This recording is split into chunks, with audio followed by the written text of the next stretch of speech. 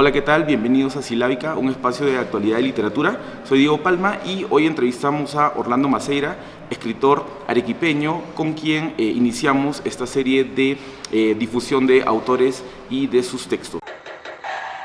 ¿Cómo estás, Orlando? Qué gusto conocerte, qué gusto hablar contigo. Diego, el gusto es mío, espero que estés teniendo una grata estadía en Arequipa y dispuesto a responder cualquier pregunta que tengas. Buenísimo. Hablemos un poco de Orlando como contexto. Orlando es un escritor que ya tiene 5 libros publicados, son libros de relato.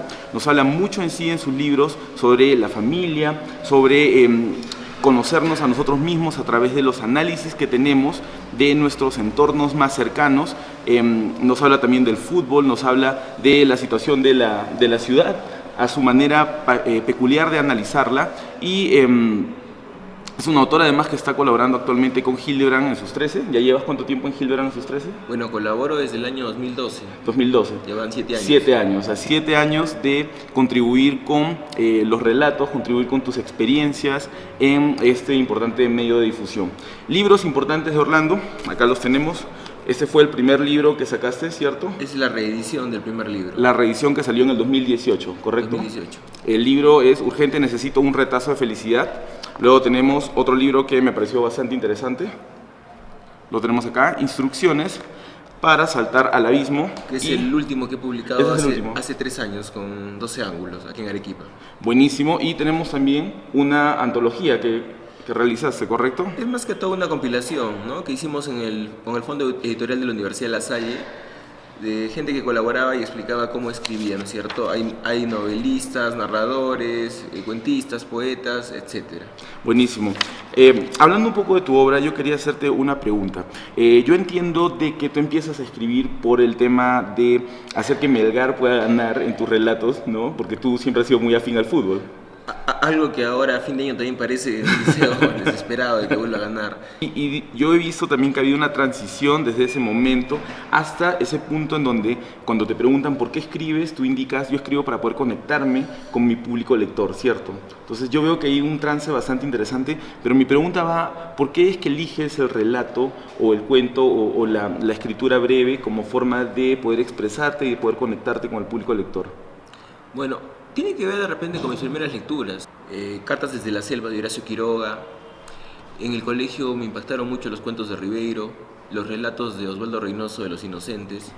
Entonces, mis primeras lecturas han sido cuentos breves y por eso trato de iniciar a los estudiantes que a veces tengo en la universidad o en talleres de redacción, escritura creativa, con narrativa breve para que después vayan agarrando un poquito más de, digamos, punche y puedan enfrentar novelas cortas y ya decididamente novelas extensas, ¿no? Y en ese sentido, ¿cómo es que tú generas un equilibrio entre la ficción y la no ficción en tu obra?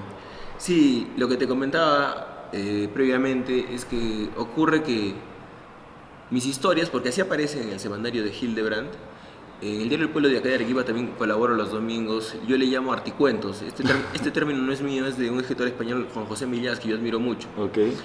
Y que tiene que ver con un híbrido entre el artículo y el cuento, ¿no?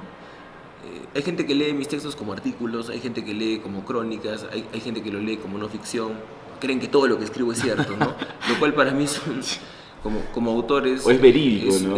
Es un logro, ¿no? Porque en eso radica el conectar con los lectores, que parece un lugar común o una cuestión, ¿qué te digo?, hasta cierto punto obvia, ¿no? Porque ¿qué autor no quiere conectar con los lectores? Pero la cuestión es que tú quieres conectar en un sentido de dejar una huella, un sedimento, que tu experiencia o la experiencia que tú transmites a través de la ficción quede como un sedimento en el lector, ¿no? Entonces, no me interesa cómo lo lean, la cuestión es que el lector se lo crea, ¿no?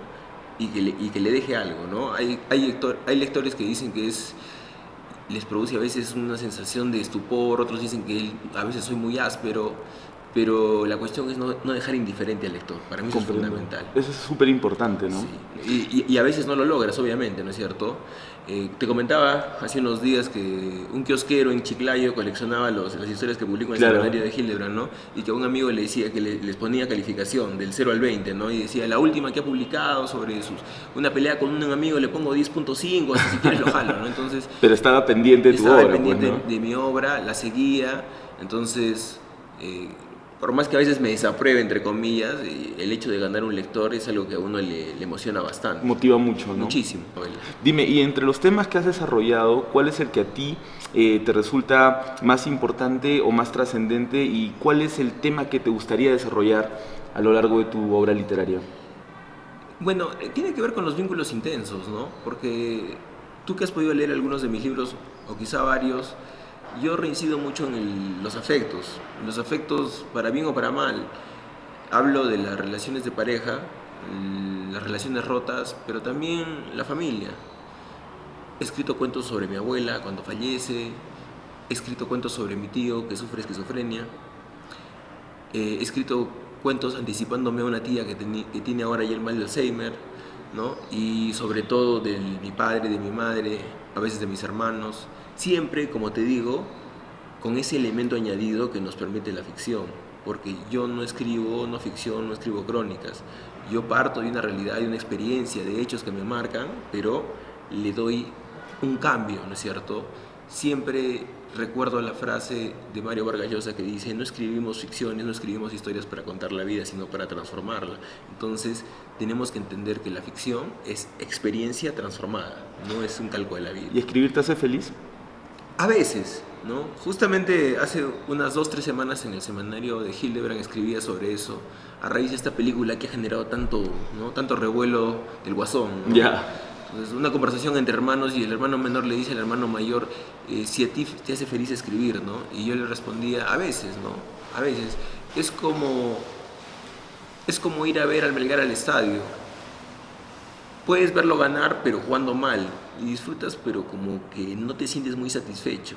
Es como que comas un chupe de camarones, pero esté chuma, como decimos aquí en Arequipa, le falte sal, le falta un condimento, ¿no? Entonces, tú a veces eres consciente de que has terminado un relato, pero no es el que querías, ¿no? Entonces sientes una distancia entre lo que tú querías, que está acá, y lo que tú has logrado, que está muy lejos. Eso suele pasar, ¿no? Pero al final dices, estoy haciendo lo que más me gusta, que es escribir. Y dime una cosa, ya que tú reincides en el relato breve, yo imagino que obviamente tienes que ser muy puntual para manejar el lenguaje, ¿no? Para que la atención pueda fluir de una manera precisa, veloz, que se mantenga la intriga, ¿no? Porque la intriga a largo plazo genera novelas, pero tú tienes que manejarlo de una manera muy mesurada. ¿Qué consejos tú le darías a jóvenes escritores que están empezando en ello, ¿no? 3 consejos así que tú creas elementales que necesita un escritor para poder desarrollarse, para empezar, para tener buena proyección.